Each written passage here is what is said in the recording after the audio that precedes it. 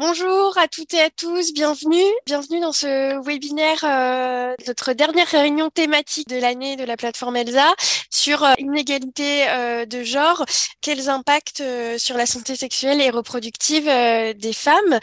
Les réunions thématiques en fait qu'organise la plateforme ELSA, donc depuis de nombreuses années, ont pour objectif d'offrir un espace d'échange sur diverses thématiques. Donc là, en l'occurrence, les inégalités de genre à toutes les associations membres de la plateforme, donc SIDAction, Solidarité SIDA, le planning familial et Soltis, et aussi toutes les associations partenaires africaines francophones, ainsi que les associations intéressées par ce que fait la plateforme ELSA. Vous êtes nombreux et nombreuses à vous êtes inscrits et inscrites à ce webinaire. Ce matin, 222 inscriptions. Et là, on est à peu près une trentaine connectés. Il y a encore des personnes qui arrivent de nombreux pays aussi représentés, hein, comme le Maroc, le Togo, la RDC, l'Algérie, la France aussi, bien sûr. La Côte d'Ivoire, le Burundi, voilà. Désolée si je n'ai pas sauté votre pays. Il y a pas mal de personnes d'un peu partout. Je vais laisser du coup la parole à San Ekman, formatrice au planning familial, pour introduire la thématique d'aujourd'hui. Donc moi, je suis formatrice sur les questions de genre et santé sexuelle, mais avant tout, j'ai travaillé dans un centre de santé sexuelle pendant de nombreuses années. Et je pense que, comme vous qui pratiquez ce métier, on est vraiment toujours assez impressionné par l'impact des questions de genre sur le choix des personnes, sur les comportements possibles, sur les interdits, sur les encouragements, et qu'on soit homme ou femme, ça va en tout cas entraver les possibles. Alors, c'est sûr que la condition des femmes, elle a beaucoup plus de questions d'inégalité, de violence. Donc, traditionnellement, hein, cette question de genre et santé sexuelle, elle est apparue avec la féminisation du VIH dans les années 2000, où on a commencé à se rendre compte qu'il y avait une vulnérabilité spécifique des femmes, mais liée plutôt à leur statut, au rapport de pouvoir, au peu d'autonomie et de décision qu'elles avaient dans leur vie. Mais aujourd'hui, de façon plus globale, on sait que les questions de genre ont un impact sur la santé et particulièrement sur la santé sexuelle parce qu'on touche à la notion de l'intime et que toutes les questions de normes, de traditions, de difficultés à accéder à avoir des droits quand on est femme ou personne minorisée, qui vient un petit peu remettre en question l'ordre établi, en particulier nos sociétés patriarcales, hein, que l'on soit ici ou ailleurs. Ces questions de genre vont vraiment avoir un impact assez délétère sur la vie et la santé des personnes et surtout venir questionner la question de la liberté et du choix. Je pense que les interventions qu'on va avoir aujourd'hui vont vraiment illustrer ça parce que c'est très varié et on va pouvoir avoir un petit peu un panel de ce que ça donne concrètement dans la vie des personnes et comment est-ce qu'on peut essayer de changer et d'aller vers une société où, quel que soit notre genre, notre identité, notre sexualité, on pourra vivre et accéder à une santé sexuelle qui soit épanouie. Donc, merci à nos intervenants de pouvoir enrichir notre réflexion sur ce sujet. Merci beaucoup, San, pour cette introduction et cette contextualisation de la thématique. Je vous propose de vous présenter rapidement le programme et les intervenantes d'aujourd'hui. Donc, on va commencer avec la présentation de Faouzia Bouzitoun, directrice de l'association ASUD au Maroc, qui interviendra sur le poids des traditions. Ensuite, on enchaînera avec Chanel Kouankep, psychologue clinicienne et présidente de l'association Transamicale au Cameroun, qui interviendra sur être transgenre au Cameroun. Ensuite, on passera à Gerson Marceau, sage-femme et formatrice au planning familial, qui interviendra sur contraception masculine et enjeux autour de la fertilité. Et enfin, on aura un témoignage vidéo d'Andrea Mestre, qui est une personne qui vit avec le VIH, qui est aussi activiste dans l'association Mouvement contre la sérophobie et qui nous fera un retour sur vivre avec le VIH/SIDA quand on est une femme. Et enfin, on a une pensée pour Christine Mauger qui devait assurer la synthèse des échanges et qui malheureusement a eu un empêchement de dernière minute. Elle sera remplacée par San Ekman et on la remercie aussi aussi chaleureusement pour l'organisation de ce webinaire qui n'aurait clairement pas pu se faire sans son intervention et son dévouement particulier. Voilà, donc j'invite tout d'abord Fawzia Bouzitoun à intervenir sur le poids des traditions au Maroc. Fawzia, je te laisse la parole. Donc, je vais commencer en partageant avec vous toutes et tous quelques formes des inégalités de genre au niveau du Maroc et leurs répercussions négatives sur la santé sexuelle et reproductive, mais aussi le bien-être des femmes d'une manière générale. Malheureusement, on continue toujours à parler du genre et des inégalités des sexes parce que la situation des femmes reste toujours dévalorisée et les lois continuent à opprimer les femmes d'une manière générale. Donc, les représentations sociales au Maroc continuent aussi à circuler des images négatives et dévalorisantes sur les femmes et la société ne cesse de contrôler leur destin au nom des traditions, des coutumes et de la religion. Malheureusement, les inégalités et les violences basées sur le genre sont entretenues par les lois. C'est ce qui rend le travail des mouvements de lutte contre les stigmatisations et de lutte pour les droits un peu plus difficile. En tant que femme amazigh ayant vécu et grandi dans un pays arabe, je parlerai davantage de la situation des femmes dans ma région pour ne pas empiéter sur les autres cultures. Notons que la littérature, d'une manière générale, et les écrits sur le statut des femmes dans le monde, ils nous donnent suffisamment de données sur le statut des femmes. Il est difficile d'aborder le sujet, bien sûr, sur ces différents aspects en un peu de temps.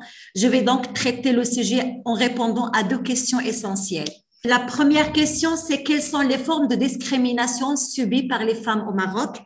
Et la deuxième sera quelles sont les répercussions des traditions masculines dominantes sur la santé sexuelle et reproductive des femmes et sur leur bien-être. La discrimination au Maroc commence déjà dès les premiers stades de développement de l'enfant. Pendant la grossesse, la femme enceinte d'un enfant mâle reçoit plus d'attention et elle est plus valorisée par son communauté et son entourage. Le nouveau-né de sexe masculin est célébré par de nombreux rituels qui expriment la joie et la fierté, contrairement au cas où le nouveau-né est une fille, provoquant la honte et la pitié au sein de la communauté. Les activités que l'on choisit pour un enfant garçon contribuent au développement de ses capacités psychologiques et physiques et ont un signe de force. Cependant, pour les jeunes filles, elles sont obligées d'apprendre à s'occuper des autres en jouant aux poupées, à la cuisine et en jouant le rôle de la belle mariée pour se préparer à son rôle de reproductif et de femme soumise. On interdit aux jeunes filles de faire le sport, de jouer la bicyclette ou de sauter pour ne pas prendre le risque de perdre la virginité qui est toujours le sens de son existence. On interdit aux jeunes filles de voyager seules. Elles n'ont pas la liberté de mobilité et de déplacement, chose qui génère un manque de confiance en soi et en ses capacités.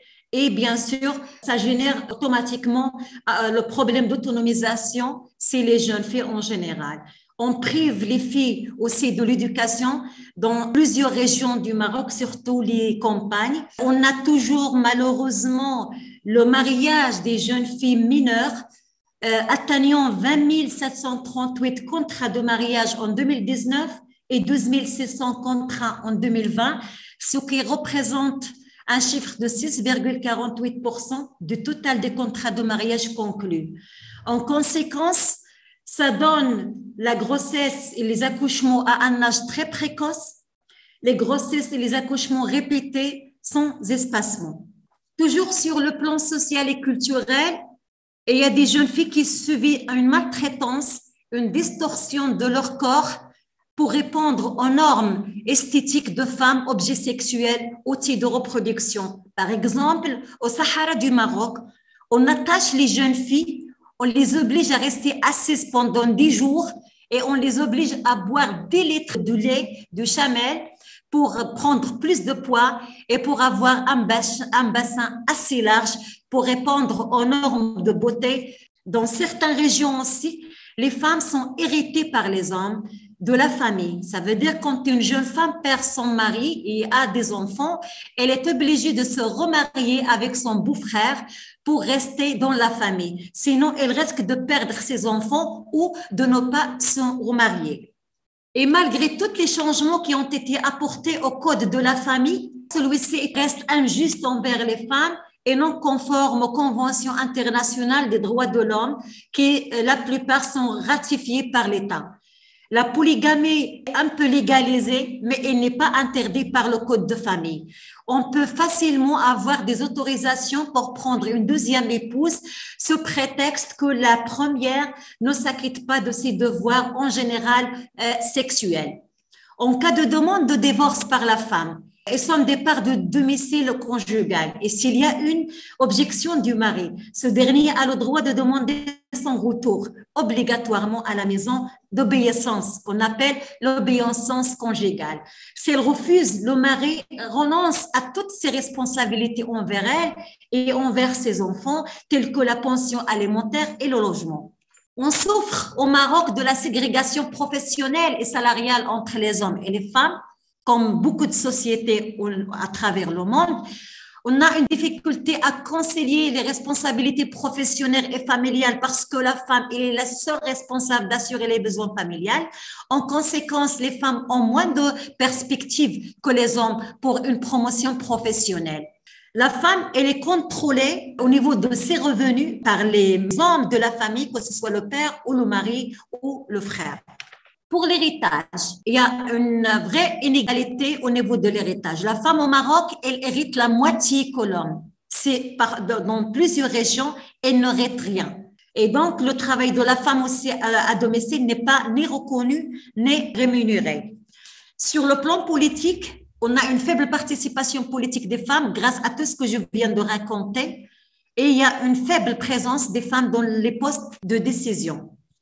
Bien sûr, toutes ces traditions masculines ont des vraies répercussions sur la situation des femmes d'une manière générale.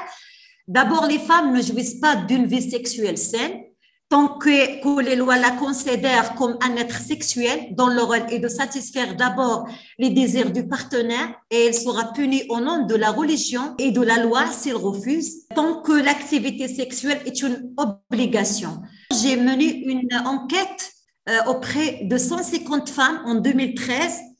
Et parmi les 150 femmes qui ont été interrogées sur leur jouissance au niveau sexuel, 40% ne connaissent pas l'orgasme, alors qu'elles ont toutes des enfants. Aussi, les femmes ne choisissent pas de devenir maman, ni le nombre d'enfants. Parfois, elles n'ont pas le choix d'espacer entre la grossesse. Ça reste la décision de toute la famille, principalement le mari et la belle-mère. La santé des femmes est la dernière priorité pour les femmes elles-mêmes, vu toutes ces obligations. Et devant l'intransigeance de l'État qui continue à interdire le droit à l'avortement, malheureusement, l'avortement sécurisé, les associations estiment qu'entre 600 et 800 avortements clandestins sont pratiqués chaque jour au Maroc, ce qui affecte gravement la santé des femmes en raison des complications sanitaires de ces pratiques qui ne respectent pas les conditions sanitaires. Il y a aussi les indicateurs diffusés aujourd'hui qui se réfèrent au nombre de 20 000 mères célibataires au Maroc qui reste relative en l'absence d'études officielles. Cependant, les registres des associations de la société civile accompagnant ces mères célibataires indiquent le nombre beaucoup plus important et qui vivent toutes en extrême vulnérabilité et qui sont toutes jugées et criminalisées par le code pénal. En ce qui concerne la prévalence de la violence des femmes adultes entre 18 et 64 ans, entre 2009 et 2019, la violence domestique était de 51,0%, mais il a connu une légère augmentation à 52%.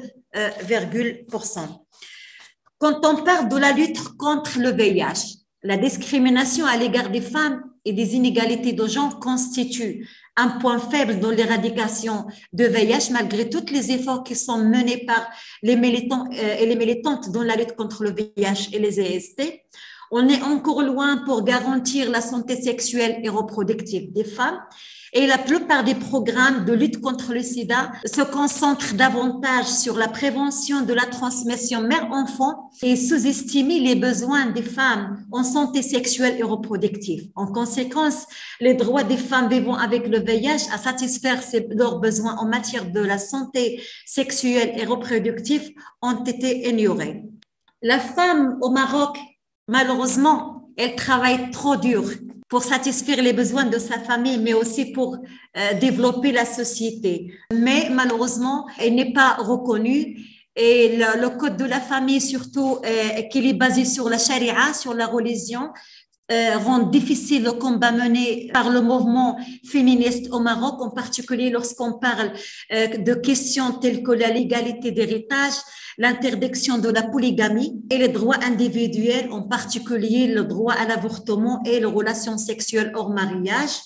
Mais le combat continue pour assurer la dignité humaine pour toutes et tous. Merci beaucoup, Faouzia, pour ton intervention. Beaucoup d'encouragement dans le chat. Alors, j'ai noté 2 questions pour toi. La première, dans vos efforts de sensibilisation sur les violences basées sur le genre, quelles sont les difficultés majeures auxquelles vous êtes constamment confrontés? Il y a des représentations sociales basées sur la religion.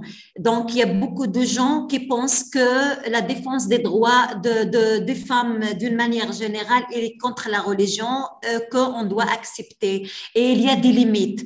Parce qu'on ne peut pas parler seulement de le droit à l'éducation qui est en général accepté par l'État, par la population, par la société, et on essaye de faire mieux pour assurer l'éducation aux jeunes filles. Mais quand on parle des questions comme la polygamie, quand on parle de l'héritage, ça touche la religion directement. Et donc là, on est sans le changement des lois.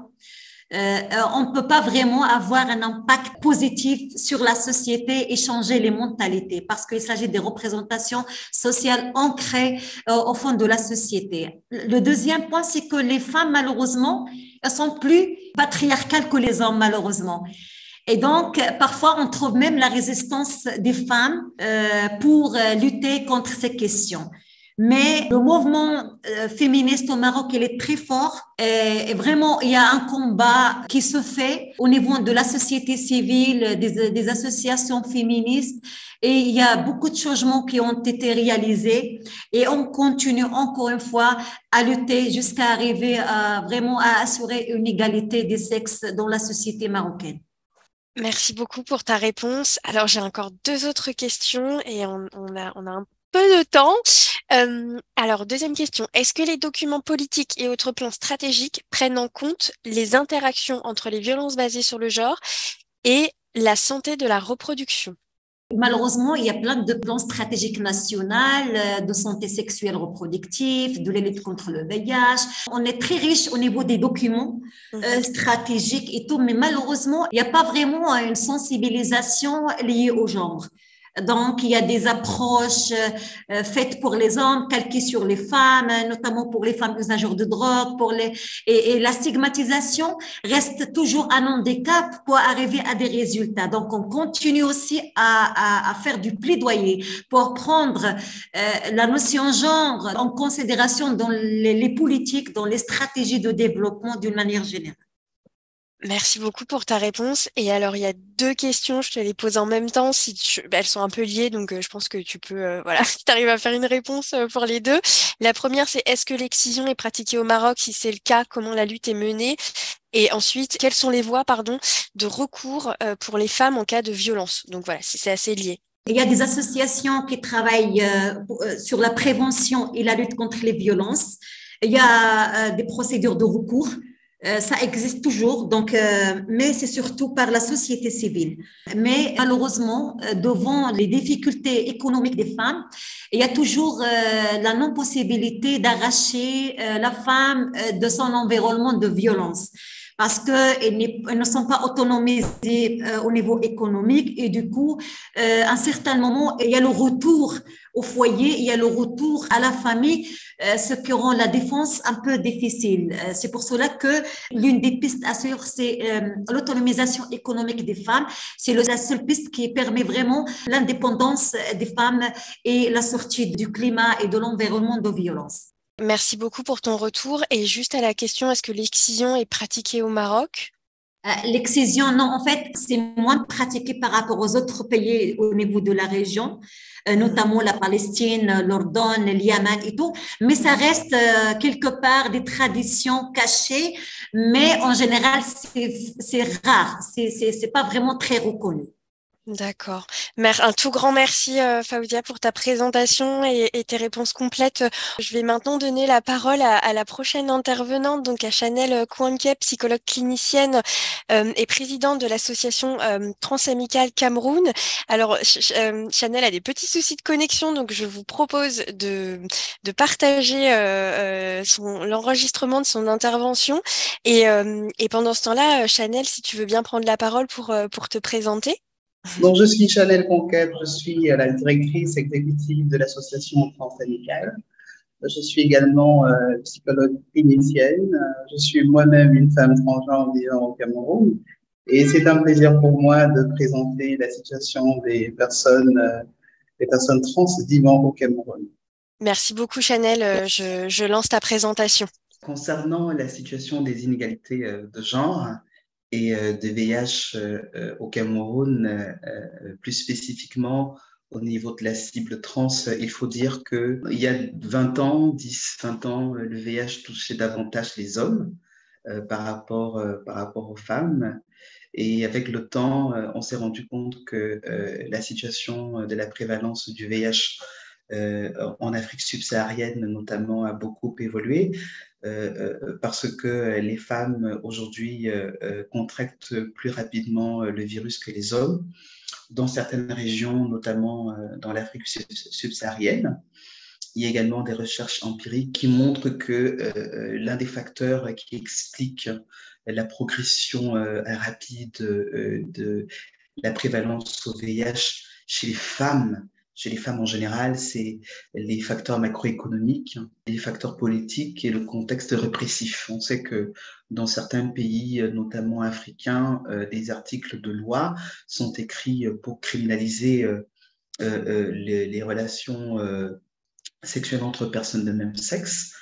Par exemple, au Cameroun, on a la préexistence de l'article 347-1 qui condamne les relations sexuelles entre personnes de même sexe.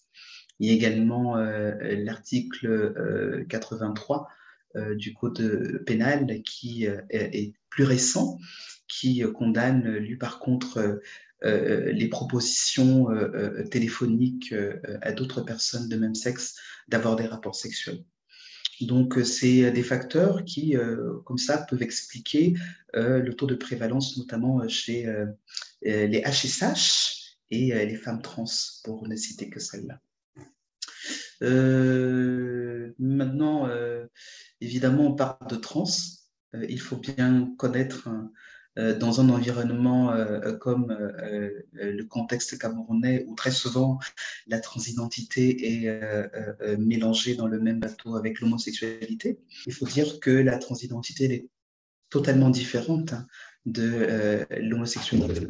L'homosexualité qui se définit comme une attirance sexuelle entre personnes de même sexe, attirance qui peut être affective, émotionnelle, sexuelle, physique, ainsi de suite, mais la transidentité que non. La transidentité, c'est le fait pour une personne trans d'avoir une identité de genre différente du genre qui lui a été assigné à la naissance. Plus précisément, il faut dire qu'une personne transgenre, c'est une personne ayant une identité et ou une expression de genre différente du sexe biologique et du genre qu'on lui a assigné à la naissance. Donc là, on voit une différence entre l'homosexualité et la transidentité. Donc, l'homosexualité, on parle d'attirance sexuelle, physique, ainsi de suite. Mais la transidentité, c'est une inadéquation, comme je l'ai dit, entre le sexe biologique de naissance et le genre, le ressenti de la personne. Donc, ça, c'est grosso modo ce qu'on peut dire sur la définition de la transidentité.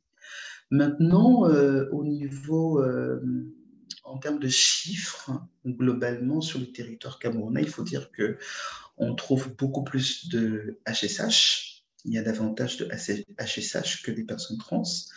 Maintenant, dans le cadre de la lutte contre le VIH-Sida au niveau du Cameroun avec le plan stratégique national, lui, il prend en compte précisément les femmes trans parce que d'après la dernière étude IPBES 2016 qui a été menée, on se rend compte que la prévalence est un peu plus forte chez les femmes trans, la prévalence au VIH par rapport à la prévalence chez les hommes trans. Donc c'est pour ça que sur le graphique qu'on voit en image, on va se rendre compte qu'il y a une nette disparité entre le pourcentage de cisgenres HSH qu'on rencontre au Cameroun par rapport aux femmes trans. Donc, elle se situe au niveau de 32% pour les femmes trans et 68% chez les cisgenres gays. Donc, en ce qui concerne la situation épidémiologique des personnes trans au Cameroun, il faut dire que les violences que les personnes trans subissent au quotidien ne sont plus à démontrer. Donc, elles sont autant physiques que sexuelles. Et elles ont des conséquences graves sur leur état de santé. Il peut arriver qu'une personne trans au Cameroun soit victime d'agressions, et généralement, ces agressions physiques sont accompagnées de violences sexuelles. Donc, justement, la personne dans cette situation aura du mal à aller obtenir un service de soins dans une formation sanitaire ou un hôpital de district à cause de l'environnement répressif qui existe là-bas. Selon l'étude IPBES 2016 dont je parlais tout à l'heure, la stigmatisation perçue par les HSH, les personnes trans, est une raison d'avoir peur ou d'éviter les services de santé. Et cela accroît considérablement la prévalence au VIH dans ces communautés. On comprend bien qu'une personne trans qui a des difficultés d'aller dans un service de santé pour avoir un soin aura du mal justement à se prendre en charge. Voilà, et cela va accroître la prévalence au VIH parce qu'elle va contaminer ses pairs. Voilà, en raison du fait qu'il y a une situation quand même de bien-être et d'estime de soi qui va s'installer à l'intérieur d'elle. Par ailleurs, il faut dire que en termes de prévalence sur le territoire camerounais, donc là sur le présent slide, on voit à peu près au niveau des subdivisions des villes camerounaises une augmentation ou si on veut un taux de prévalence plus élevé chez les personnes trans, chez les femmes trans plus précisément dans la ville de Douala, suivi d'une prévalence de 52,5% chez les femmes trans dans la ville de Yaoundé, suivi d'une prévalence de 10,8% de femmes trans atteintes du VIH dans la ville de Kribi, ensuite Bamenda et Bertois. Donc, en parallèle, là, on voit à côté la prévalence du VIH chez les HSH, et on va se rendre compte que la prévalence du VIH chez les femmes trans est beaucoup plus élevée et très élevée chez les femmes trans, ce qui porte à s'interroger et à toucher réellement du doigt la situation sanitaire vécue par les personnes trans au niveau du Cameroun. Alors, il faut dire que concernant les violences dans le secteur de la santé, les violences sont monnaie courante. Elles sont autant présentes dans les secteurs professionnels pour une personne trans qui va demander un emploi à l'école, dans le milieu familial, les personnes trans sont tout le temps victimes de rejet. Et il faut également noter que même dans le cadre du secteur de la santé, c'est également un milieu où les personnes trans sont marginalisées.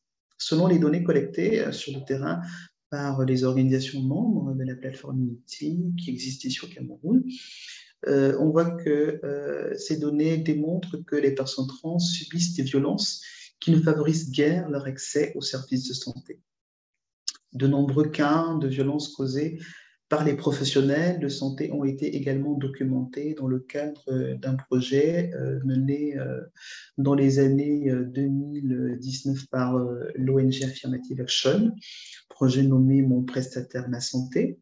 Et dans le cadre de ce projet, les enquêteurs qui étaient recrutés avaient pour objectif de mener des enquêtes pour savoir si dans les formations sanitaires ou les hôpitaux de district que les personnes trans fréquentent, si évidemment la stigmatisation et la discrimination est vraiment avérée. Et les résultats nous ont bel et bien démontré que la stigmatisation et la violence étaient vraiment présentes.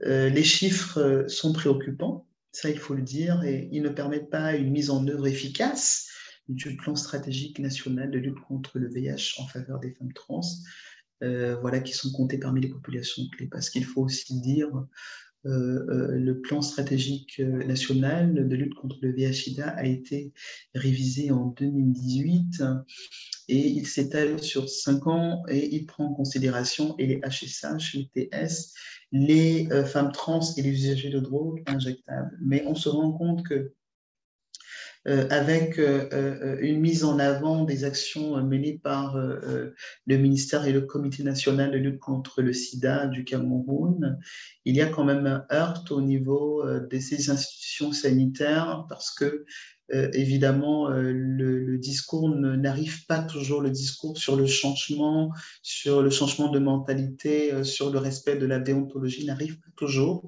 jusque-là et ça nous fait dire qu'il y a beaucoup de travail qui doivent être menés encore sur ce plan-là, notamment dans les institutions sanitaires pour changer les mentalités. Quelques cas ont été documentés, notamment des cas qui ont remonté les organisations partenaires du projet Mon prestataire, ma santé. On s'est rendu compte que les refus des prestataires de santé d'offrir des services de soins à une personne trans étaient notamment dus à certaines convictions religieuses. Vous avez des médecins, des infirmiers qui sont peut-être soit témoins de Jéhovah ou qui appartiennent à des obédiences religieuses qui font que offrir un service de soins à une femme trans cause des problèmes et ça provoque du coup le rejet ou alors la situation de stigmatisation vécue dans certaines formations sanitaires. Il y a des pères éducateurs également qui ont été violentés pendant les services de sensibilisation lors des descentes en stratégie avancée mises en œuvre par des organisations identitaires ici au Cameroun et la plupart du temps, elles étaient embarquées par la police qui faisait la patrouille aux environs de 21h, 22h dans les points chauds. Ça ralentit énormément le travail que le communautaire effectue sur le terrain dans le domaine de la santé plus précisément. Il y a beaucoup d'autres cas qui ont été remontés par l'ONG Affirmative Action dans le cadre du projet Mon prestataire, ma santé. Il y avait, quand on prend en compte le service global, qui s'étend à peu près de l'accueil, de l'enregistrement, du laboratoire et de la consultation, on se rend compte qu'à différents services, il y a toujours une petite stigmatisation qui fait que les personnes trans ont du mal à fréquenter les services de soins. L'étude IBBS conduite en 2016 démontre que les différentes violations que subissent les HSH, les transgenres, les éloignent des services de santé. Ça, c'est avéré. Et les participants à cette étude avaient avoué vivre dans une peur constante d'avoir à subir ces violences au sein des unités de santé. Et cette situation crée un frein dans leur déplacement pour obtenir un service de santé dans une formation sanitaire ou un hôpital. Donc là, sur le graphique qui est montré, on voit à peu près le moteur structurel du VIH et on se rend compte que la stigmatisation liée aux soins de santé est beaucoup plus poussée chez les femmes trans que chez les gays. Donc là, maintenant, s'établit une comparaison au niveau de la stigmatisation chez les gays et chez les femmes trans, et on se rend compte que les femmes transgenres au Cameroun sont très stigmatisées dans les services de santé par rapport aux gays. Il faut noter par ailleurs que le dernier rapport 2021 de ILGA World intitulé Our Identity Under Arrest a mis en lumière le fait que les HSC sont détenus arbitrairement dans les prisons au Cameroun, reçoivent difficilement leur traitement ARV et sont en difficulté d'accès aux autres services de santé. Il faut dire également que les actions de prévention du VIH au sein des prisons sont difficiles à mener à cause du fait que les rapports sexuels sont prohibés dans les prisons. Donc, toutes ces violences décrites vont à l'encontre de la nouvelle stratégie, et ça il faut le noter, mondiale de l'ONU-SIDA 2021-2026.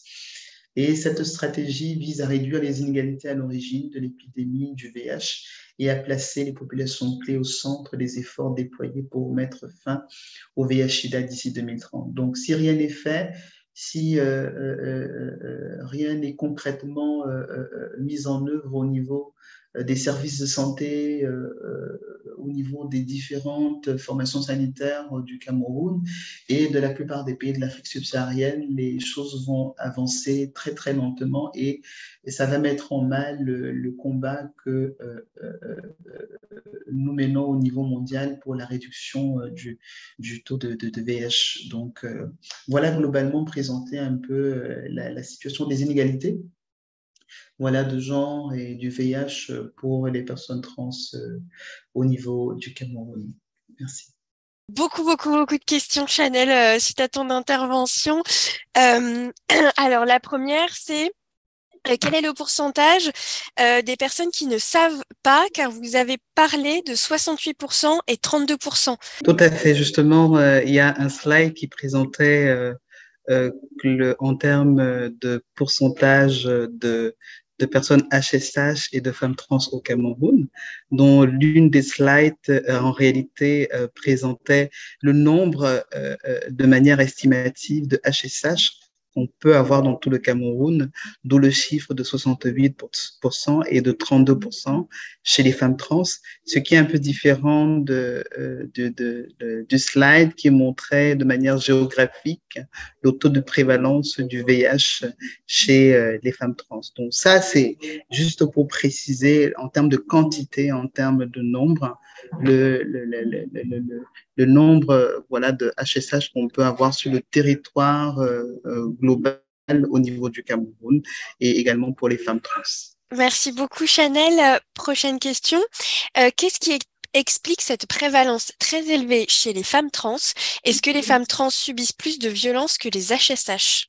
Les chiffres obtenus dans l'étude IBBS menée en 2016 prouvent bel et bien que les violences que subissent les femmes trans sont beaucoup plus élevées que chez les HSH, et ce qui pourrait expliquer c'est l'augmentation de ce taux de prévalence, c'est notamment les violences physiques et les viols que subissent les femmes trans au quotidien.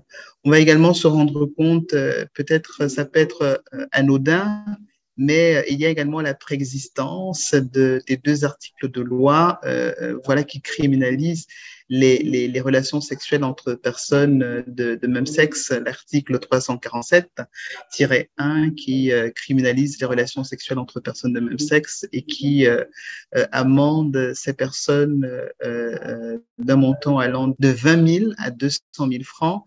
Et puis aussi l'existence de l'article 83 du Code pénal qui, lui, criminalise les propositions par des personnes à d'autres personnes de même sexe par téléphone. Et la peine est parfois doublée lorsque les propositions téléphoniques s'ensuivent de relations sexuelles réelles. Donc, toutes ces situations démontrent bel et bien que les violences sont très poussée, autant chez les HSH que chez les personnes trans. Et maintenant, avec le rapport de violation des droits humains produit par la plateforme Unity en 2021, on s'est rendu compte que dans le milieu sanitaire plus précisément, à chaque niveau de la chaîne, de la formation sanitaire allant de l'accueil, de la réception, au niveau du laboratoire, au niveau de la consultation du médecin, on va se rendre compte que la plupart du temps, les personnes trans sont violentées et cela passe à travers des mots, comment dire, une violence verbale, elle est autant verbale que psychologique. Et lorsque un gay va pour un service, c'est pas pour autant qu'on va tout de suite le remarquer à l'accueil ou bien à l'enregistrement. Donc les personnes trans, tout de suite se font remarquer déjà par l'expression de genre pour les femmes trans qui n'ont pas bien fait leur passing. Et donc, du coup, c'est facile de remarquer une femme trans lorsqu'elle arrive dans un service de santé par rapport à un gay. C'est pour ça que tout ce travail de documentation nous a permis de comprendre et a permis d'établir le fait que, et oui, effectivement, les femmes trans sont sujettes davantage aux situations de violence par rapport au HSH. Voilà. Je te remercie, Chanel, pour ta réponse. On a malheureusement plus beaucoup de temps. Il reste pas mal de questions. Donc, ce que je propose, c'est de t'envoyer là les questions. Et si tu peux y répondre dans le chat, voilà, d'ici la fin du webinaire, comme ça, voilà, les personnes qui ont posé des questions, tu pourras leur répondre tout de même. Un tout grand merci pour ta présentation et tes interventions suite aux questions. Je propose de donner maintenant la parole à Gersande Marceau, sage-femme et formatrice au planning familial, qui va intervenir donc sur contraception masculine et enjeux autour de la fertilité. Gersande, je te laisse la parole. Je me présente, je suis Gersande Marceau, je suis sage-femme et je travaille au planning familial. Le planning familial, c'est une association qui fait partie, une association française, le mouvement français pour le planning familial, qui fait partie de l'IPPF. Notamment, il y a plusieurs plannings familiales dans différents pays du monde. L'objectif de cette association, c'est de militer pour l'égalité femmes-hommes, de militer aussi pour l'accès à la contraception et à une sexualité épanouie, qui n'est pas toujours en corrélation avec la procréation, justement, de pouvoir choisir si oui ou non on souhaite avoir un enfant et une grossesse menée à terme. C'est aussi toute une volonté de se protéger des infections sexuellement transmissibles, avec voilà, plus largement une défense à un accès au droit à l'éducation, à la sexualité, à la contraception et à l'avortement. Et lutter aussi contre les violences qui sont basées sur le genre et l'orientation sexuelle. La planification familiale, selon l'OMS, c'est l'accès que doit avoir tout individu, donc toute personne ou de couple, de décider librement du nombre d'enfants qu'il souhaite avoir et de pouvoir réfléchir aussi au nombre d'années, de temps qu'il puisse y avoir entre différentes grossesses et différents enfants. La planification familiale et l'accès à la contraception, un des enjeux majeurs pour les femmes. Pour les femmes, ça leur offre une possibilité de mieux gérer leur grossesse et notamment toutes les complications qui peuvent être liées au suivi de grossesse et à l'accouchement.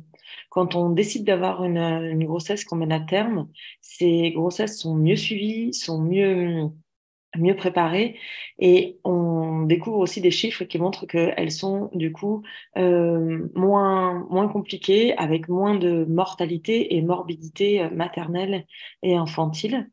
Ça permet aussi après d'offrir un meilleur soin à ces enfants et à l'éducation aussi, puisque si on choisit le nombre d'enfants qu'on a, on peut avoir aussi plus de possibilités de leur offrir une éducation adéquate. L'accès à la contraception est aussi un levier clairement pour les femmes, un levier d'autonomisation sociale. Quand les femmes puissent choisir librement le nombre d'enfants qu'elles souhaitent avoir et le nombre de grossesses, il y a un impact clairement sur leur liberté, sur leur possibilité de pouvoir développer leur carrière professionnelle, la possibilité de pouvoir s'épanouir d'une autre manière qu'à travers la maternité. Et ça, c'est vraiment important que cette notion-là puisse passer vraiment à une échelle beaucoup plus grande et beaucoup plus systémique et sociétale pour que chaque personne et chaque femme puisse décider ou non si elle souhaite s'épanouir dans la maternité ou pouvoir avoir accès à un travail, à une autonomie financière, ne pas être dépendante de son mari, de ne pas être dépendante de sa famille pour pouvoir vivre, se nourrir ses enfants et subvenir aux besoins de sa famille. Voilà, je l'ai déjà un petit peu dit sur l'émancipation. La contraception, c'est vraiment une condition première à l'égalité homme-femme. Lorsque dans des endroits où les femmes n'ont pas accès à la contraception, c'est vraiment un des premiers niveaux qui montre l'inégalité entre les hommes et les femmes. C'est-à-dire une grossesse qui n'est jamais désirée est toujours un poids pour la femme et potentiellement pour le couple. Alors, il existe différentes méthodes de contraception qui sont nombreuses, qui sont différentes. Pour certaines, il y a des méthodes avec des hormones, pour d'autres, pas sans hormones. Alors, on va peut-être pas tous les développer. Je vous en ai cité quelques-unes. L'injection de Depo-Provera, de Norestera, que vous devez connaître, qui sont des injections qu'on fait toutes les 8 semaines ou tous les 12 semaines, qui permettent aussi, et l'avantage, c'est d'être assez discret. L'implant aussi, un petit bâtonnet qu'on met dans le bras, qui sont toutes ces méthodes-là, qui sont des méthodes hormonales. Il y a une diffusion de progestérone. Et puis, il y a aussi les pilules qu'il faut prendre quotidiennement, donc qui sont parfois plus compliquées à prendre à heure régulière. Ou alors aussi, il existe le DIU, le dispositif intra-utérin, le stérilet, qui est une méthode efficace, discrète et qui dure entre 5 ans et 10 ans. Toutes ces méthodes de contraception sont souvent, pour la plupart du temps, gratuites et accessibles par toutes les femmes. Ça, c'est quelque chose aussi qui est très fort, qui a un levier aussi politique assez fort de pouvoir rendre la contraception gratuite et accessible. Plus l'information circulera à ce niveau-là, plus elle sera, elle aura un impact sur son accessibilité et sur son acceptation de la part des femmes dans la contraception. Et puis, il y a aussi le préservatif interne et externe qui existe aussi comme moyen de contraception pour les femmes. Il faut vraiment voir la contraception comme quelque chose qui peut amener une liberté et une émancipation, mais aussi un rapport à la sexualité totalement différent. C'est-à-dire que si la sexualité est vue comme un potentiel risque de grossesse non désirée à chaque rapport sexuel, ça devient quelque chose qui n'est plus épanouissant, mais quelque chose qui est angoissant, stressant ou problématique. Or, il faut essayer de détacher la sexualité comme quelque chose qui va amener forcément à une grossesse. Et les méthodes de contraception sont là pour libérer les femmes de ce poids-là. On a développé plusieurs moyens de contraception. Mais il existe aussi la contraception que vous devez tous connaître, la vasectomie, qui est une contraception pour les hommes et qui consiste à venir couper les canaux déférents pour qu'il n'y ait plus de spermatozoïdes qui soient mélangés au sperme. Et la contraception masculine est vraiment aussi un levier d'égalité homme-femme. Alors, il y a plusieurs raisons sur plusieurs impacts. La première chose, c'est que ça peut être aussi un relais aux différentes méthodes de contraception utilisées par les femmes. On en a vu plusieurs, j'en ai expliqué plusieurs par ailleurs. Elles ne sont pas toujours toutes intéressantes dans le sens où il peut y avoir des effets secondaires, il peut y avoir des contre-indications et toutes les femmes ne peuvent pas forcément avoir accès à une méthode de contraception qui leur convienne. Il est possible de développer d'autres méthodes de contraception pour les hommes afin de prendre en charge cette méthode de contraception. Ça permet d'être un relais aux contraceptions féminines, mais ça permet aussi que chaque individu puisse se contracepter à son échelle. Si une femme décide de se contracepter, c'est son choix à elle de ne pas vouloir avoir d'autres enfants ou d'espacer les grossesses. Mais un homme aussi peut choisir de se contracepter pour sa propre responsabilité. S'il décide de ne plus avoir d'autres enfants ou de pouvoir ne pas en avoir du tout ou ne pas en avoir maintenant, de pouvoir accéder aussi lui-même à sa contraception et de pouvoir gérer sa propre fertilité.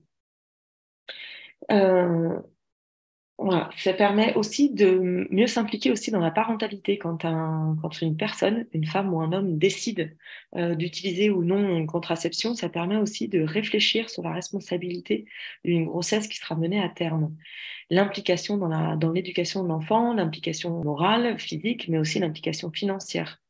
Lorsqu'on est plus à même à réfléchir sur le nombre d'enfants qu'on souhaite, on peut aussi beaucoup plus s'impliquer dans l'éducation par ailleurs. Et puis, il y a aussi quelque chose de l'ordre du rapport au médical. Lorsqu'on se confronte à devoir aller voir une personne, un médecin, une sage-femme, pour avoir accès à la contraception, ça permet aussi à ces personnes-là, et là notamment aux hommes, de pouvoir se confronter au milieu médical, de pouvoir avoir un interlocuteur, une interlocutrice qui puisse répondre à des questions de l'ordre de la sexualité, de l'ordre de la contraception. Et ça, c'est un levier aussi d'égalité, un levier aussi pour pouvoir parler librement de sexualité, mais aussi des violences, mais aussi de plaisir, de consentement, sur toutes ces thématiques-là. L'accès à la contraception aux hommes permet aussi de leur donner un accès à la communication, un espace de parole sur des questions qui ne sont absolument pas abordées par les hommes. Elles sont déjà très souvent insuffisamment abordées par les femmes. Ça permet aussi de se confronter à son corps, à se poser des questions sur son corps, mais aussi éventuellement à des représentations qu'on peut avoir sur son corps. Alors, c'est ce que je vous disais. En France, il existe plusieurs méthodes de contraception qui existent aussi dans le monde entier, comme le préservatif externe et interne, qui sont des méthodes de contraception que peuvent aussi bien utiliser les hommes que les femmes. Il existe aussi la vasectomie. Il s'agit de couper le canal déférent qui n'entraîne en rien de différence, ni dans l'érection, ni dans l'éjaculation. Par ailleurs, on ne voit aucune différence sur un homme qui est vasectomisé et un homme qui n'est pas vasectomisé. Il existe aussi une contraception thermique. Il s'agit de remonter les testicules à l'intérieur du corps grâce à un petit un anneau ou un slip exprès qui maintient les testicules en position haute. Et le fait qu'elles se réchauffent, ça arrête la spermatogenèse et ça rend l'homme stérile pendant toute la durée de l'utilisation de la contraception. Lorsqu'il arrête d'utiliser ce dispositif qui remonte les testicules à l'intérieur du corps, la fertilité revient à la normale comme d'habitude.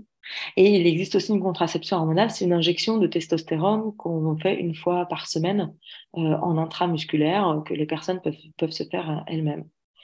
Voilà, c'est des méthodes qui ne sont pas encore suffisamment développées à l'échelle mondiale. Par ailleurs, elles ont au moins le mérite d'exister et de pouvoir faire l'objet de nombreuses études actuellement en France et dans d'autres pays. Et l'intérêt, c'est qu'elles soient diffusées à plus grande échelle. Merci beaucoup, Gersande, pour ton intervention. Alors, nous ne comprenons pas les notions de préservatif externe et interne lorsque tu parles de contraception dite féminine. À quoi cela renvoie exactement? Ce que nous, on appelle au planning familial préservatif interne et externe, c'est les préservatifs masculins et féminins qui sont utilisés le plus souvent, les préservatifs les plus classiques, j'ai envie de dire. Sauf que d'utiliser le mot interne et externe, ça permet aussi de dégenrer l'utilisation du préservatif. Lorsqu'on dit préservatif masculin ou féminin, ça veut dire qu'il peut y avoir déjà une notion de genre qu'on essaie de supprimer aussi, et une notion aussi d'utilisation, c'est-à-dire que les hommes comme les femmes peuvent s'emparer de l'utilisation de ces deux préservatifs, et il n'est pas réservé à un sexe ou à un autre. Une femme peut toujours avoir sur elle un préservatif dit masculin pour pouvoir le proposer à chaque rapport sexuel. Et un homme peut aussi avoir un préservatif dit masculin ou dit féminin pour pouvoir aussi le proposer lors des rapports sexuels. Merci beaucoup. Alors, je pense que c'est une question. Ah oui, j'en ai qui arrivent. La vasectomie n'a pas d'inconvénient négatif? La vasectomie n'a pas d'inconvénient négatif. Elle n'a aucun inconvénient. La vasectomie, c'est vraiment, il s'agit vraiment de couper le petit canal déférent entre les testicules et la vésicule séminale et la prostate où est fabriqué le sperme. Le sperme est vraiment fabriqué ailleurs que dans les testicules. Et du coup, le fait de couper légèrement le canal déférent, voilà, qui est fait sous anesthésie locale, ça fait que ça ne mélange plus les spermatozoïdes au sperme. Donc, la personne, l'homme, continue à éjaculer avec une quantité de sperme totalement normale. Il faut savoir que les spermatozoïdes représentent moins de 1% de la quantité du sperme. Donc, à l'œil nu, on ne peut absolument pas voir la différence entre un homme qui a été vasectomisé et un homme qui n'y est pas. Il n'y a aucune incidence ni sur l'éjaculation, ni sur l'érection, ni sur le plaisir sexuel ou quoi que ce soit après. Merci beaucoup. J'ai d'autres questions qui arrivent. Les injections contraceptives sont-elles possibles en France? Elles sont possibles en France, voilà, elles sont possibles. Alors, elles n'ont pas encore d'autorisation de mise sur le marché, donc elles sont non remboursées, non prises en charge par la sécurité sociale en France, donc elles sont payantes par la personne, mais elles sont possibles, voilà. Au planning familial, les médecins les prescrivent facilement, et sinon, il y a des listes de médecins qui sont plutôt référents sur ces questions-là en France. Merci beaucoup. Prochaine question. Est-ce que la contraception hormonale augmente-t-elle le poids? Est-ce qu'il y a un risque d'augmentation du poids? Alors, la contraception hormonale a à peu près les mêmes effets que la contraception hormonale chez les femmes, c'est-à-dire ça peut changer un peu la libido, ça peut entraîner une petite prise de poids, ça peut augmenter parfois un petit peu l'humeur, voilà. C'est au même titre qu'une femme qui va prendre une contraception hormonale, ça peut changer un petit peu, mais ça va pas faire une prise de poids de 10 kilos comme chez les femmes. Ça peut changer de 1 à 2 kilos maximum. Voilà. Et comme ça peut n'avoir aucun effet sur les humeurs, comme la contraception hormonale chez les femmes qui n'a des fois aucun effet. Merci. Prochaine question. Le niveau d'adoption du contraceptif thermique, donc le slip contraceptif en France, et son coût. Est-ce que tu as une idée? Alors, son coût, alors je peux vous le montrer là par exemple. Je sais pas si vous voyez, voilà, ce genre de petits anneaux, il y a différentes tailles. On peut les acheter sur Internet, sur des sites Thorem, voilà. Son coût, c'est de l'ordre d'une quarantaine d'euros. Sinon, on peut les coudre soi-même. Alors, je peux vous montrer aussi un slip, voilà, qui est cousu main, voilà, où c'est l'anneau central dans lequel on passe la verge et juste la verge, et les testicules restent en arrière et remontent dans le corps. Et ça, c'est gratuit. Il y a des modèles, voilà, des modèles de couture et qui sont disponibles et gratuits. Donc, c'est assez peu cher. Voilà, et on estime pour l'instant à plus de 10 000 hommes qui l'utilisent en France. Voilà. Merci beaucoup. On va prendre encore une ou deux questions. Je voudrais savoir, est-ce que les méthodes contraceptives masculines n'ont pas d'effet indésirable plus tard? Alors ça, c'est une très très bonne question. Pour l'instant, les études montrent que quand elles sont utilisées 4 ans, il n'y a aucun effet indésirable plus tard. Il y a un retour à la fertilité normale. Il n'y a pas de développement de pathologies ou de maladies qui sont liées à l'utilisation. Il y a une réversibilité qui est totalement reconnue. Pour l'instant, on attend d'autres études qui sont en cours, et il y a une étude qui va sortir qui montrerait qu'une utilisation sur 10 ans entraînerait aussi, pareil, une réversibilité et totalement aucun impact après sur d'autres maladies. On attend l'étude qui doit sortir, et on attend surtout d'autres études qui vont confirmer tous ces premiers résultats qui sont assez rassurants. Merci beaucoup. Dernière question. Y a-t-il une méthode contraceptive contre-indiquée chez les jeunes? Alors, si c'est pour les hommes, oui. Les hommes, toutes les méthodes de contraception hormonales et thermiques et vasectomie sont contre-indiquées chez les hommes. Pourquoi? Parce qu'on considère que les hommes terminent leur puberté entre 18 et 20 ans, plutôt 20 ans, et du coup, on préfère qu'ils attendent la fin de leur puberté avant d'injecter de la testostérone ou de remonter les testicules par voie haute. Donc, ces deux méthodes-là sont plutôt contre-indiquées. La vasectomie, en tout cas en France, elle est autorisée à partir de 18 ans. Par contre, la vasectomie, c'est une méthode de contraception irréversible. Elle est considérée comme définitive. Ça, faut vraiment en avoir conscience. Mais pour des jeunes qui sont sûrs et certains de ne jamais vouloir d'enfants dans leur vie, ils peuvent avoir accès à la vasectomie à partir de 18 ans. Et après, le préservatif reste un moyen de contraception qui, en plus, protège des IST. C'est la seule méthode de contraception qui protège des IST. Et du coup, c'est la méthode qui peut être utilisée par les hommes étant jeunes. Merci beaucoup, Gersande, pour ton intervention et toutes tes réponses aux questions. Je vous propose de vous passer, de retenter une vidéo, de vous passer du coup le témoignage qu'on a enregistré ce matin de Andrea Mestre, donc qui est une femme qui vit avec le VIH, qui a créé l'association, donc le mouvement contre la sérophobie, et qui du coup va vous partager son retour de femme vivant avec le VIH. Bonjour à toutes et à tous, je suis Andrea Mestre, militante pour la lutte contre le VIH-Sida, présidente du mouvement contre la sérophobie et personnes vivant avec le VIH également. Je vais vous parler de la vie, au fait, quand on est une femme avec le VIH, quand on est séropositive, et qu'est-ce que c'est réellement. Quand on est une femme séropositive, je dirais, par rapport à l'Afrique francophone, précisément, c'est différent. C'est différent parce qu'on a le poids des préjugés. C'est-à-dire qu'il y a des préjugés qui sont ancrés en Afrique francophone, qui disent qu'une femme qui est séropositive, c'est une femme qui a des mœurs légères. Donc forcément, elle est allée voir ailleurs, elle a plusieurs partenaires, et si elle est en couple, c'est qu'elle a été infidèle.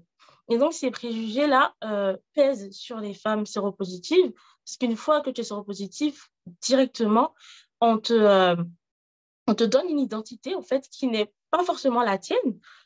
Et ces femmes-là ont cette peur, en fait, du regard des autres, de se dire, ah, je suis séropositive, voici comment on me voit au sein de la société.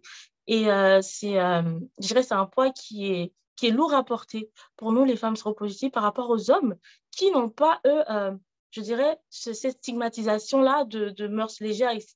Un homme qui est séropositif, on se dit, oh, il n'a pas eu de bol. Mais une femme qui est séropositive, on se dit c'est sa faute. C'est parce qu'elle voilà, elle n'a pas su fermer ses jambes, c'est parce que c'est une femme qui va un peu partout. Et c'est pour ça qu'aujourd'hui, voilà, elle est séropositive. On a aussi la perte d'estime de soi, parce que ce qu'il faut comprendre, c'est qu'une fois qu'on se dit qu'on est séropositif parce qu'on a forcément fait quelque chose de mal et qu'on est allé voir ailleurs, etc., et qu'on a des mœurs en guillemets légères, ça crée une perte d'estime de soi, en fait. On se dit, on l'a mérité, on n'arrive plus à s'estimer parce qu'on se dit justement qu'on est une femme dont la population, enfin, dont le monde voit comme une personne aux mœurs légères. Donc, ça crée une perte d'estime de soi et un dégoût, parfois, des rapports sexuels. Un dégoût des rapports sexuels parce qu'on est un peu traumatisé par rapport à cette étiquette qu'on nous donne. Déjà que le VIH, c'est vraiment très ancré par rapport à la transmission par voie sexuelle. Et donc, pour avoir des rapports sexuels après l'annonce de la séropositivité, ça peut être compliqué quand on est une femme parce que tout est relié. En fait, finalement, on se dit, voilà, je suis une femme, c'est moi qui est séropositive et qui, je dirais, distribue le virus aux autres, quoi. Je suis un peu un ange de la mort, entre guillemets, et donc, je dirais, ça ça peut provoquer ce dégoût-là des rapports sexuels et également un sentiment de honte vis-à-vis des hommes. Ce que je peux vous dire de mon témoignage, par exemple, quand j'ai su que j'étais séropositive, je n'avais pas honte d'en parler à un médecin femme, mais j'avais honte d'en parler à un médecin homme. C'est-à-dire quand il y a un médecin masculin qui me pose une question, n'importe quel médecin, hein, pas un spécialiste, je ne veux pas dire que je suis séropositive, j'ai honte. Et pourquoi j'ai honte de dire que je suis séropositive à un homme? C'est-à-dire, pour moi, il va me juger directement. Si je lui dis tout de suite que je suis séropositive, je suis en train de lui dire que je suis allée voir ailleurs, enfin, j'ai eu plusieurs partenaires, je ne suis pas une fille bien, etc. Donc, il y a toujours encore, comme je disais, bah, les préjugés en fait, qui sont ancrés finalement et qui nous mènent la vie dure. Hormis ça, nous avons la peur de transmettre le virus. C'est-à-dire, nous sommes des femmes, donc nous sommes appelées à être mamans pour la plupart. Et à ce moment-là où on se dit, ah, on peut transmettre le virus à notre enfant. On a cette peur-là de se dire que on peut être dangereuse pour notre enfant. Et c'est vrai que quand on est une femme et on vit avec cette peur de transmettre le virus, c'est compliqué. Tout lors pendant la grossesse, pardon, ça se passe avec des angoisses. À l'accouchement, il y a des angoisses. Quand le bébé il naît, il faut suivre un traitement pour l'enfant. C'est-à-dire qu'on a l'impression que la vie de notre enfant dépend de nous, si on prend très bien notre traitement, si on arrive à justement donner le traitement à l'enfant comme il faut. Pour l'allaitement, c'est pareil. Il faut également un suivi. C'est-à-dire à chaque étape, on a l'impression que notre façon de faire, nos décisions auront un impact sur la vie de notre enfant. Ce que les hommes n'ont pas, vu qu'eux, ils ne donnent pas la vie et ils ne transmettent pas le virus par le spermatozoïde. Pardon. Et donc, nous, on a ce poids-là qu'on porte de la transmission. Et ce qu'il faut savoir, c'est que certaines femmes ne peuvent pas.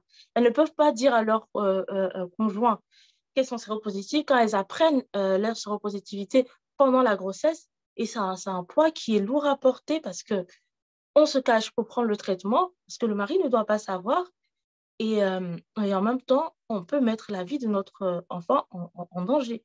Et c'est cette complication-là qu'on est une femme séropositive, je dirais surtout en Afrique francophone, obligée de se cacher. On ne peut pas en parler aux partenaires également pour éviter qu'on soit la cause de la transmission. C'est-à-dire que si le partenaire il est positif, directement, la femme, elle sera accusée d'avoir transmis le virus à son partenaire. Alors que il n'y a pas d'études qui prouvent que c'est la femme qui a forcément transmis le virus à l'homme. Mais étant donné que les femmes font plus leurs tests de dépistage à cause des grossesses, en tout cas en Afrique francophone, et ben l'homme, il profite, se cache derrière pour dire « Ah, mais c'est toi qui m'as transmis le virus ». Donc la femme, elle a cette peur-là aussi. Et donc, elle reste dans le secret, elle garde. Et vivre avec ce secret-là, quand on est en couple, qu'on vit avec une personne, c'est très difficile au quotidien. Il y a également le poids de la solitude. La solitude pèse énormément sur les femmes séropositives. C'est vrai que les hommes également ont du mal à faire des rencontres, mais le marché du mariage en Afrique francophone, je dirais, il est un peu saturé. Les hommes ont l'avantage sur les femmes, ce qu'il faut savoir. Et donc, quand tu es une femme séropositive, directement, tu te dis, c'est fini pour moi, aucun homme ne voudra faire sa vie avec moi. Donc, énormément de femmes renoncent à une vie affective et se disent que voilà, personne ne voudra faire sa vie avec moi. Il y a d'autres femmes qui se disent elles ont une chance de pouvoir être en couple avec un homme, mais elles ont l'impression d'être, je dirais, coincées dans une relation, c'est-à-dire on est obligé d'accepter la relation qui vient. Parce qu'on se dit que si on laisse passer cette relation, eh ben, on n'aura personne qui voudra nous accepter. Et ce sentiment d'être coincé dans une relation, ça peut créer des abus dans les relations. Il y a des femmes qui subissent des abus dans leurs relations, que ce soit verbal ou physique, du chantage, etc., parce qu'elles se sentent coincées. Un homme se sentirait moins coincé parce qu'il se dit s'il va trouver une autre femme, étant donné qu'il y a un peu pénurie d'hommes, eh ben, il aura quand même de la chance de trouver une femme qui va accepter son statut et surtout, il peut ne même pas en parler. La femme, elle peut se dire qu'il faut qu'elle en parle parce que quand elle va vouloir faire des enfants, il va falloir enlever le port du préservatif, il va falloir faire le suivi de la grossesse, etc. Et en ce moment-là, l'homme peut être peut-être au courant, étant donné qu'il y a tout le process de la grossesse où peut-être que l'homme va aller dans des consultations périnatales avec elle, etc. Et le médecin va en parler. Donc, elles se sent un peu plus obligées de devoir annoncer son statut à son partenaire et faire les frais d'un rejet. Un rejet de la part de l'homme, un rejet également de la part de la famille en général, parce qu'une femme, il faut dire aussi qu'une femme qui est séropositive, c'est comme si c'était un déshonneur pour la famille. Ah oui, ta fille, elle est séropositive, le papa ou la maman a honte de sa fille, et pas forcément de son fils, hein, mais de sa fille, parce que, comme je l'avais dit, par rapport aux préjugés, la fille, elle a des mœurs légères. Et donc, il y a ce poids-là aussi de ce rejet familial, de l'entourage, parce qu'on se dit, comme elle est allée chercher le VIH, entre guillemets, et s'est prostituée, entre guillemets, on la rejette parce que dans notre famille, on ne veut pas de femmes qui se prostituent. Et donc, c'est aussi un poids qui pèse sur nous, les femmes séropositives vivant en Afrique francophone.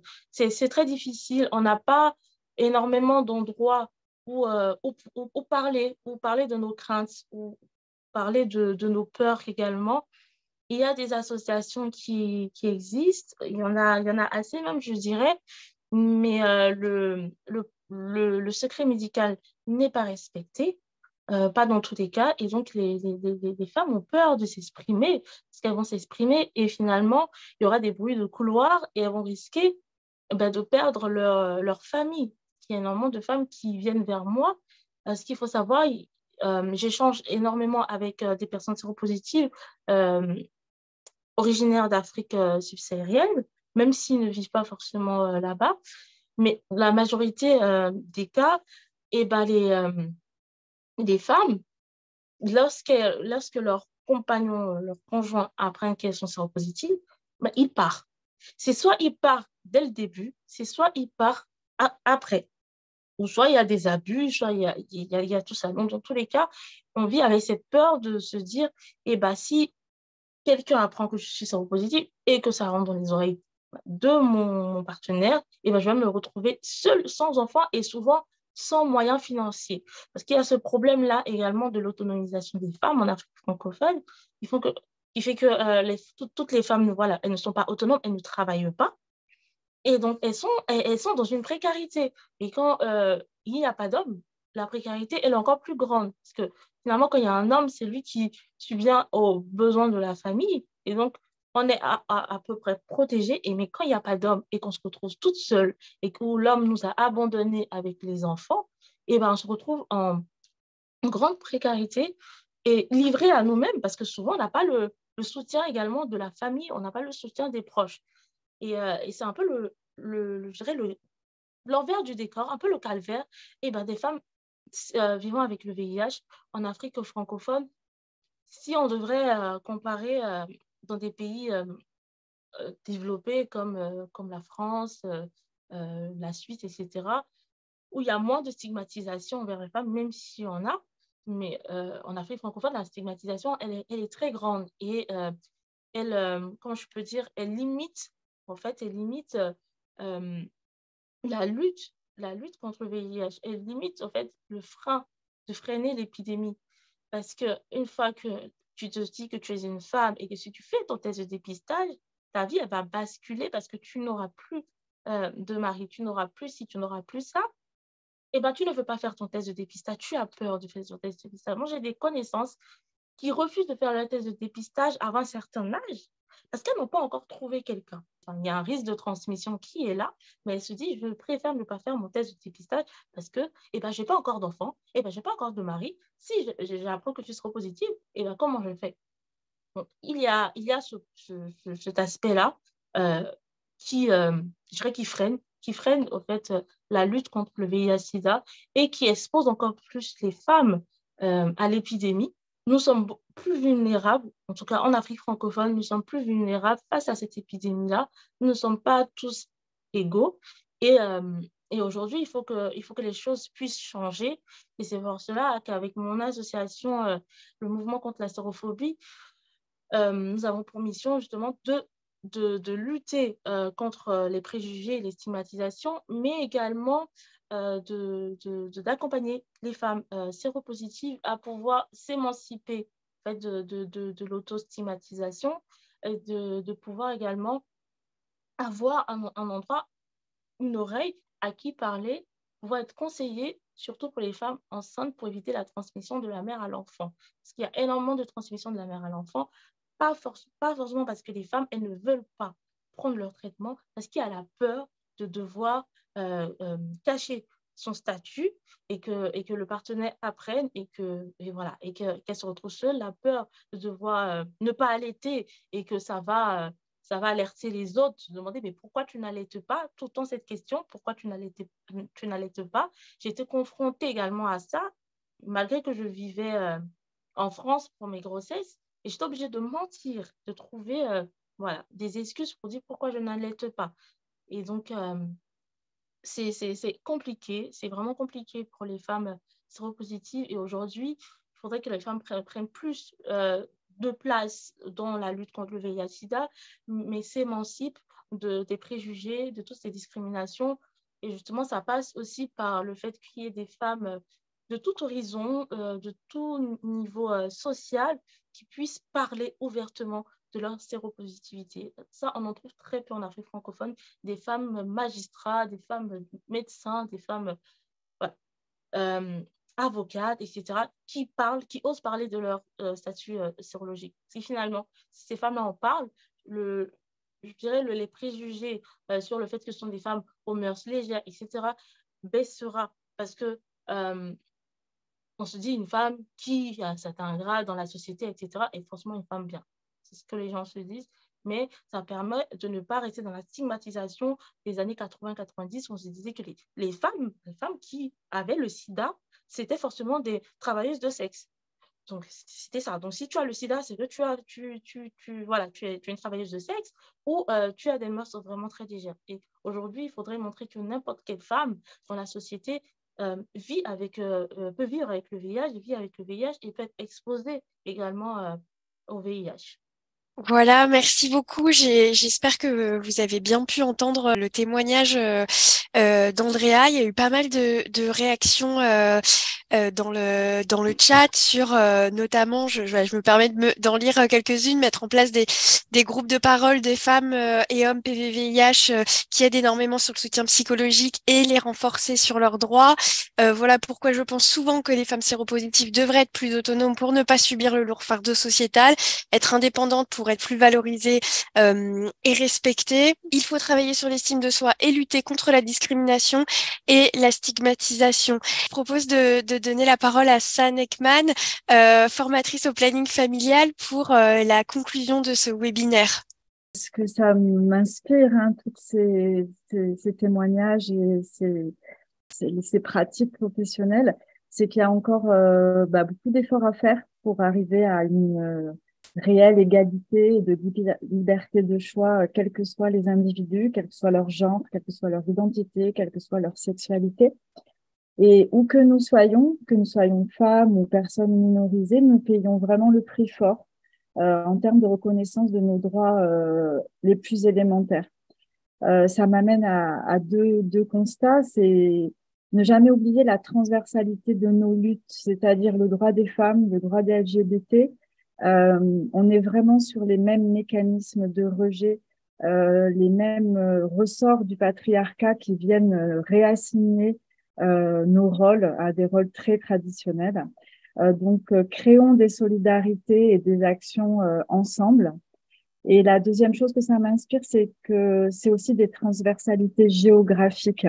Nous devons continuer, et la plateforme ELSA en est un bon exemple, des collaborations réciproques, éthiques, sincères, basées sur la promotion des droits en santé sexuelle fondamentaux. Il ne faut pas en avoir peur. J'ai envie de nous dire, soyons en colère, soyons exigeants, on a raison, la situation des femmes et des personnes LGBT dans le monde se dégrade. Je peux pas m'empêcher de penser à l'Afghanistan, aux États-Unis, à l'Iran, au Qatar. Et tout ça, c'est quand même une situation qui est assez dramatique. Donc voilà, j'espère que ces échanges, grâce à la plateforme ELSA, vont faire de nous tous et toutes des ambassadeurs et des ambassadrices pour qu'on ne se laisse plus enfumer parfois et paralyser par des histoires de traditions.